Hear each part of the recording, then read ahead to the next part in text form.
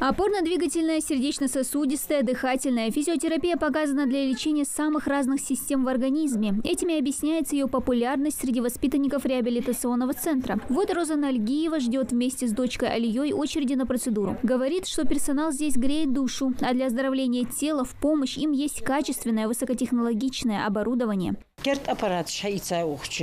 Чуаряз тоцикерт аппарат что. Чуади бирш нақ юалыжи ног устылдежи хадин хам футхош цена бол хабихош цена ног устылхолч туа хамади дети. Так измел керт хаяхи ухчулуриш скетежбы. Цена фадидес лубира фадидес мастолчам.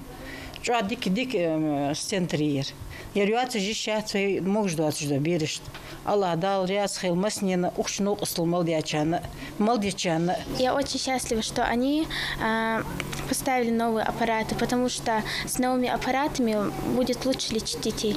Новое оборудование по физиотерапии и миостимуляции появилось в центре чуть больше месяца назад. Подарил его меценат Билан Хамчиев. Аппаратура для лечения юных пациентов намного лучше и современнее старой, отмечает медперсонал. Вот один из новых аппаратов, это аппарат для электрофореза. Вы, если увидите, вот это старый наш аппарат, они немножко отличаются, то есть это новее, легче с ним работать, и программы для специалистов тоже в плане управления хорошие, да, ну, то есть более модернизированный современный аппарат.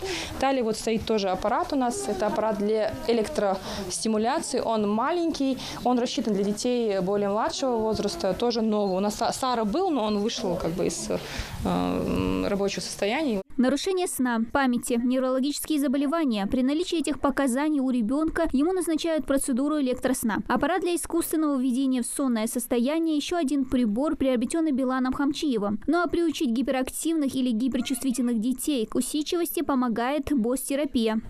У меня есть мамочки, которые прям принципиально хотят работать. Они говорят, что дети стали усидчивее. То есть, когда ребенок бросал и убегал, после 10 сеансов он прям целенаправленно сидел, легче давалась учеба.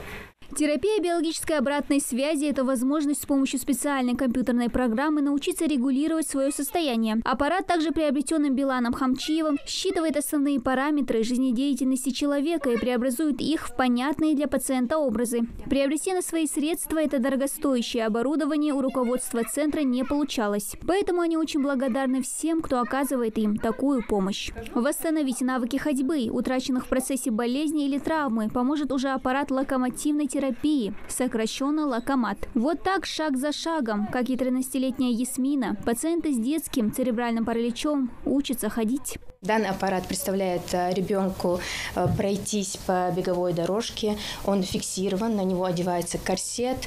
То есть у ребенка нету страха, что он упадет.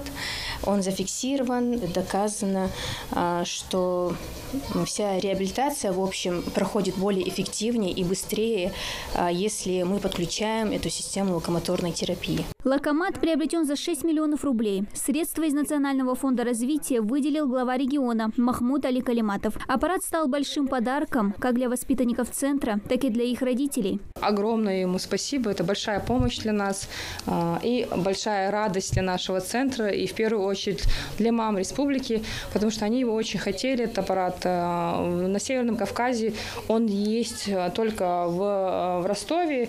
И вот в нашем центре он появился.